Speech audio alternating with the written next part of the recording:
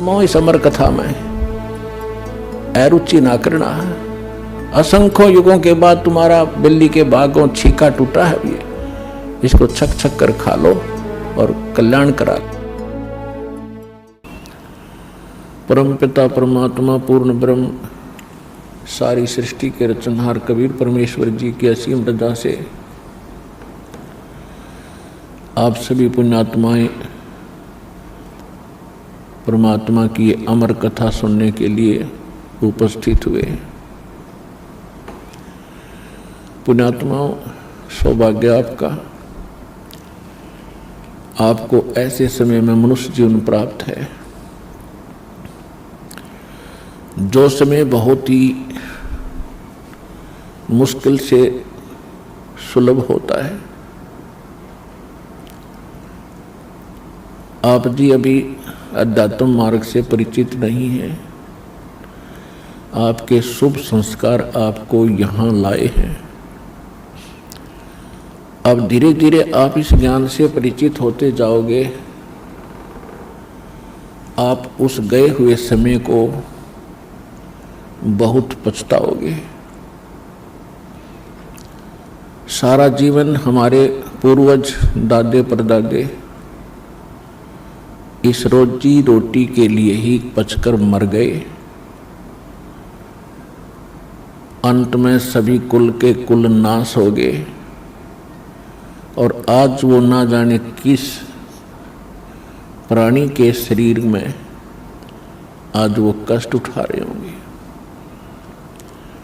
और यही स्पीड हमने पकड़ रखी थी, यही क्रियाएं हम कर रहे थे जब तक हमें ये ज्ञान नहीं हुआ था कि मनुष्य जीवन का एक वेरी इंपॉर्टेंट वर्क और है।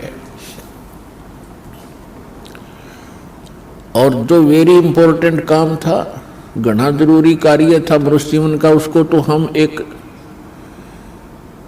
एक्स्ट्रा सा काम मान रखा था। 6 महीने में कभी चले गए अपने इष्ट धाम में, कोई त्योहार आया उस दिन कोई प्रसाद बना लिया और खा लिया, कभी थोड़ी बहुत कोई आरती मंत्र जैसे भी प्राप्त थे कर लिए। ये न तो कोई भक्ति थी, क्योंकि शास्त्र विरुद्ध होने से वो भक्ति भी नहीं थी, और न ही हमारी विशेष रुचि थी। आत्मा परमात्मा के बिना तड़पती रहती है, इसलिए वो कभी अंगड़ाई लेती थी तो काल ने ये 36 जाल बना रखे हैं। कोई तीर्थ बना दिया, कि तो मंदिर बनवा दिया, कहीं पर ये नकली संत बैठा दिए उवा बाई बकने वाले, तो हम वहाँ जाकर अपनी आत्मा को संतोष दिलाते थे कि हमने मत्था टेक लिया, 5.25 का प्रसाद बांट दिया और नाम ले लिया गुरु जी से, हमारा कल्याण हो ही जाएगा। ऐसा नहीं था। ये सब काल की भूल भुलैयाँ और हमारे अध्यात्म अज्ञान का ही परिणाम था। तो यहाँ आने से आपको सबसे पहले अध्यात्म ज्ञान से परिचित कराया जाता है।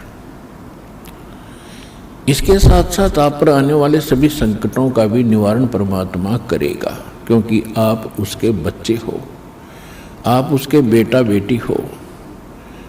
यदि पिताजी समर्थ है, सक्षम है, और बेटा या बेटी किसी कारण से भी गलती कर देते हैं, उनको कोई हानि हो रही है, तो अक्षति पूर्ति पिता तुरंत कर देता है। यदि वो पुत्र और पुत्री भविष्य में माता पिता के अनुकूल चलना का वायदा करें। इसी प्रकार हम बिगड़ गए हैं, अपने परमात्मा पिता से विमुख हो गए थे, और इस काल के जाल में फंस के हम अनेकों कष्ट उठा रहे हैं।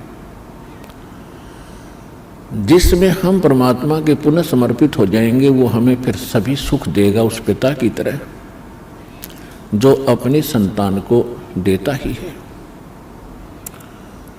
तो आपके ऊपर एक विशेष रहम किया है दाता ने,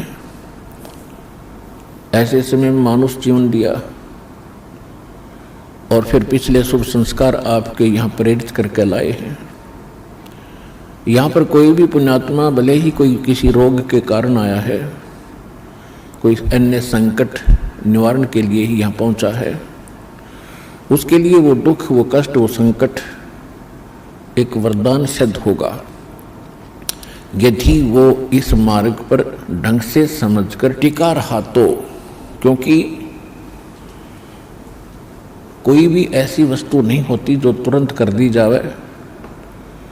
एक संकट आपका आशीर्वाद से निवारण कर भी दिया और आप संतुष्ट हो गए और चले गए, फिर आए नहीं, वो तो एक का दुख दूर हुआ। आपके जीवन में ना जाने कितने संकट और आने शेष हैं,